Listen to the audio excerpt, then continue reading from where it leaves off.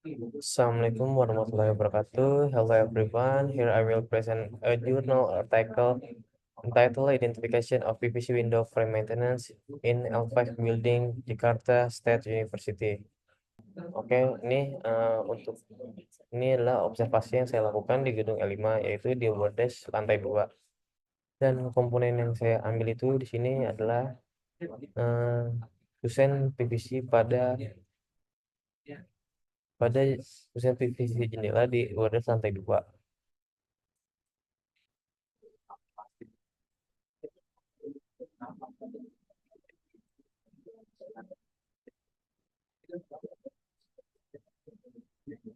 Nah, untuk abstraknya itu gedung L5 Universitas Negeri Jakarta adalah salah satu fasilitas penting yang mendukung kegiatan akademik dan administratif sehingga memerlukan perawatan yang optimal agar dapat berfungsi dengan baik. Bungkusan jendela PVC yang digunakan secara luas dalam konstruksi modern memiliki beberapa keunggulan seperti ketahanan terhadap kelembapan dan serangan rayap. Namun seiring waktu, bungkusan PVC juga rentan terhadap kerusakan akibat faktor cuaca, perubahan suhu, dan paparan sinar UV yang dapat menyebabkan penurunan fungsionalitas dan estetika bangunan. Oke, untuk perawatan gedung merupakan hal penting dalam menjaga keamanan, fungsionalitas, dan estetika bangunan. Gedung L5 Universitas Negeri Jakarta sebagai salah satu fasilitas pendidikan yang digunakan secara aktif, membutuhkan perhatian khusus terkait perawatan, terutama pada komponen bangunan seperti fusian jendela PVC atau polyvinyl chloride. PVC menjadi pilihan populer dalam konstruksi modern karena keunggulannya seperti tahan terhadap kelembapan, serangan rayap, dan tidak berkarat. Untuk perumusan masalah itu, yang pertama ada bagaimana mengidentifikasi kerusakan pada kusen jendela PVC di gedung L5 Universitas di Jakarta. Yang kedua, bagaimana rencana perawatan yang efektif untuk menjaga fungsi dan daya tahan kusen jendela PVC tersebut. Dan yang ketiga, apa saja prosedur kesehatan dan keselamatan kerja atau K3 yang perlu diperhatikan dalam pelaksanaan perawatan. Nah, tujuannya itu yang pertama ada mengidentifikasi kerusakan yang terjadi, yang kedua menyusun rencana perawatan yang sesuai untuk memperpanjang usia pakai kusen jendela PVC, dan yang ketiga mengkaji penerapan K3 dalam proses perawatan agar perawatan dapat dilakukan dengan aman dan efisien. Yang selanjutnya ada manfaat. Eh, di sini ada 3 manfaat, yaitu memberi rekomendasi perawatan yang efektif untuk kusen jendela PVC. Yang kedua, membantu pihak pengelola gedung dalam merencanakan perawatan rutin dengan efisiensi biaya dan waktu. Terus ada meningkatkan kesadaran mengenai pentingnya penerapan K3 dalam pelaksanaan perawatan gedung. Nah, selanjutnya ada identifikasi kerusakan. Di sini komponen bangunannya itu tadi kusen jendela PVC. Untuk ukuran komponen bangunannya itu di sini ada 2,5 meter kali 3 meter.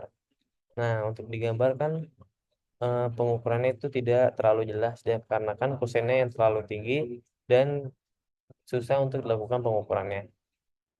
Nah, untuk ukuran komponen-komponen yang perlu mendapat perawatan.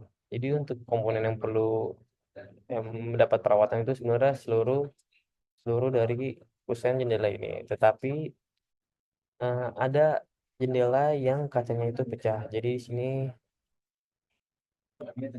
yang perlu yang perlu dilakukan perawatan lebih lanjut dengan ukuran 1,26 meter kali 0,3 meter. Nah, selanjutnya itu ada identifikasi kerusakan berdasarkan standar. Yang pertama ada kerusakan permukaan kusen. Nah, tadi itu terlihat adanya perubahan warna atau noda yang mengalir di sepanjang kusen. Jadi ini tuh menjadi indikasi kelembapan atau kebocoran air dari luar gedung, ya, menyebabkan pelapukan pada materi PVC atau bahan lain yang digunakan. Terus ada noda putih yang tampak bisa menandakan endapan garam akibat kondensasi kelembapan atau kebocoran. Kedua itu kerusakan pada jendela. Nah, di situ terdapat ada kaca yang pecah dan lapisan hitam tampak halus atau mengalami penurunan estetika. Ini bisa disebabkan oleh paparan sinar UV atau cuaca ekstrim yang berulang. Yaitu sambungan antar panelnya kemudian juga tidak rapat atau sudah haus. Kondisi ini menyebabkan udara atau air hujan masuk ke dalam gedung. Terus yang ketiga ada keretakan dan pelonggaran sambungan. Pada bagian sudut-sudut kusen tampaknya ada pelonggaran pada sambungan kusen yang bisa disebabkan oleh perubahan suhu yang memengaruhi struktural material PVC. Mungkin bagian atas dan bawah tampak terkena kelembapan lebih parah, mungkin menandakan adanya retakan mikro pada sambungan atau pelapis sealant yang sudah menua. Terus kebocoran air. Roda yang melintas ke bagian bawah menandakan adanya penyusupan air, mungkin melalui sela kusen atau sambungan jendela. Ini bisa mengakibatkan kerusakan struktural jika dibiarkan tanpa diperbaikan. Nah, untuk analisis standarnya itu yang pertama ada standar pemeriksaan kusen dan jendela SNI 036572 tahun 2001 dan standar pemeliharaan material PVC. Selanjutnya rencana perawatan, metode perawatan. Nah, ada beberapa langkah perawatan yang dapat dilakukan, yaitu pertama pembersihan permukaan kusen dengan cairan pembersih non abrasif. Yang kedua, pengecekan sambungan dan perkuatan kembali jika diperlukan. Dan yang ketiga, penggantian karet atau silam menutup jika ditemukan keretakan atau kausan. Nah, untuk alokasi waktu perawatan itu, jadi untuk perawatan kusen jendela ini dilakukan secara berkala, yaitu setiap 6 bulan sekali. Jalur ini ditetapkan untuk memastikan bahwa kerusakan minor dapat segera ditangani sebelum menjadi masalah yang lebih serius. Nah, untuk biaya perawatannya itu diperkirakan ini kan mencakup biaya pembersihan, tenaga kerja, dan penggantian komponen rusak. Ya, ini juga bervariasi ya, tergantung pada skala kerusakan dan frekuensi perawatan. Untuk estimasi biayanya itu antara 1 juta hingga 5 juta per sesi perawatan. Nah, untuk pelaksanaan perawatannya itu dilakukan oleh tim yang terdiri dari tenaga ahli di bidang pemelihara bangunan dengan prioritas pada langkah-langkah pembersihan dan pembersihan struktur sambungan kusen. Selama pelaksanaan, perhatian khusus diberikan pada keselamatan kerja dan penghuni gedung. Nah, untuk pihak-pihak yang terlibat dalam mekanisme perawatan, itu ada pengelola gedung, tim teknis atau pemelihara, dan penyedia jasa perawatan. Nah, untuk komunikasi antar pihak mulai tahap perencanaan, pelaksanaan, dan pemeliharaan, dan pemeriksaan hasil perawatan. Nah, itu tahap perencanaan itu pada tahap perencanaan komunikasi yang baik antar semua pihak yang terlibat sangat krusial untuk menghasilkan rencana perawatan yang efektif dan efisien. Pihak yang terlibat dalam tahap ini meliputi ada tim pengelola gedung, kontraktor atau tim pemelihara, tim kesehatan dan keselamatan kerja atau K3, dan pihak akademi universitas. Nah, selanjutnya tahap pelaksanaan. Pada tahap pelaksanaan, komunikasi antar pihak menjadi lebih teknis dan membutuhkan pembaruan secara berkala untuk memastikan bahwa pekerjaan berlangsung sesuai dengan rencana pihak yang terlibat. Sesuai dengan rencana. Nah, pihak yang terlibat itu ada tim pengelola gedung, kontraktor atau tim pemelihara, ada tim K3, dan pengguna gedung. Untuk tahap pemeriksaan hasil perawatan, pada tahap ini komunikasi diperlukan untuk memastikan bahwa hasil perawatan sesuai dengan standar dan spesifikasi yang telah disepakati. Nah, pihak yang terlibat itu tim pengelola gedung, kontraktor atau tim pemelihara, tim K3, dan pihak akademi universitas. Selanjutnya untuk ketiganya. Jadi untuk ketiga itu ada di tahap perencanaan, terus ada tahap pelaksanaan, dan tahap pemeriksaan hasil perawatan. Nah, untuk tahap perencanaan, pada tahap perencanaan, aspek keselamatan kerja sangat diperhatikan.